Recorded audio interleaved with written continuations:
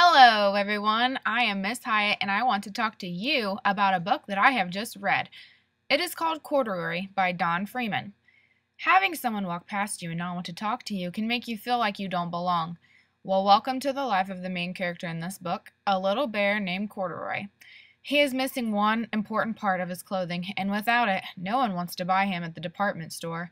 All he wants is a friend. So pick up this book and read about his adventures to making himself whole again. Will anyone want him for their own, or will he remain on the shelf with all the other toys, hoping to one day be bought? Let's find out together. Corduroy is a bear who once lived in the toy department of a big store. Day after day, he waited with all the other animals and dolls for somebody to come along and take him home. The store was always filled with shoppers buying all sorts of things, but no one ever seemed to want a small bear in green overalls. Then, one morning, a little girl stopped and looked straight into Corduroy's bright eyes. "Oh, Mommy," she said, "look, there's the very bear I've always wanted." "Not today, dear," her mom sighed. "I've spent too much already. Besides, he doesn't look new. He's lost the button to one of his shoulder straps." Corduroy watched them sadly as they walked away. "I didn't know I lost a button," he said to himself. "Tonight I'll go and see if I can find it." Late that evening, when all of the shoppers had gone and the doors were shut and locked, Corduroy climbed carefully down from his shelf and began searching everywhere on the floor for his lost button. Suddenly, he felt the floor moving under him. Quite by accident, he had stepped onto the escalator, and up he went. Could this be a mountain? He wondered.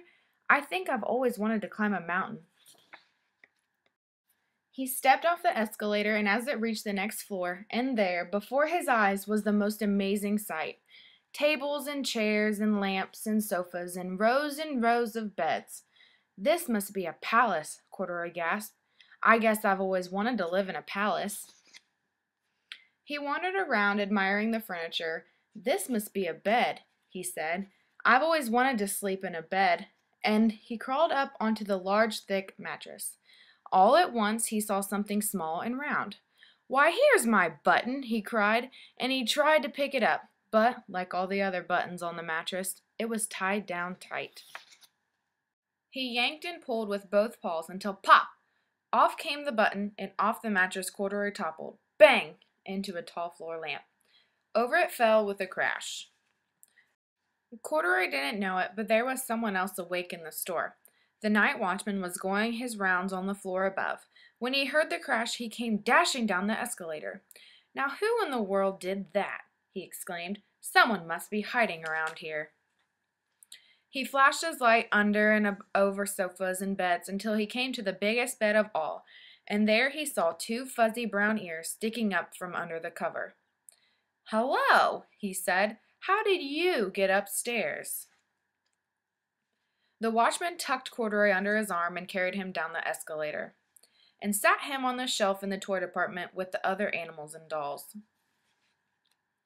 Corduroy was just waking up when the first customer came into the store in the morning, and there, looking at him with a wide, warm smile, was the same little girl he'd seen the day before.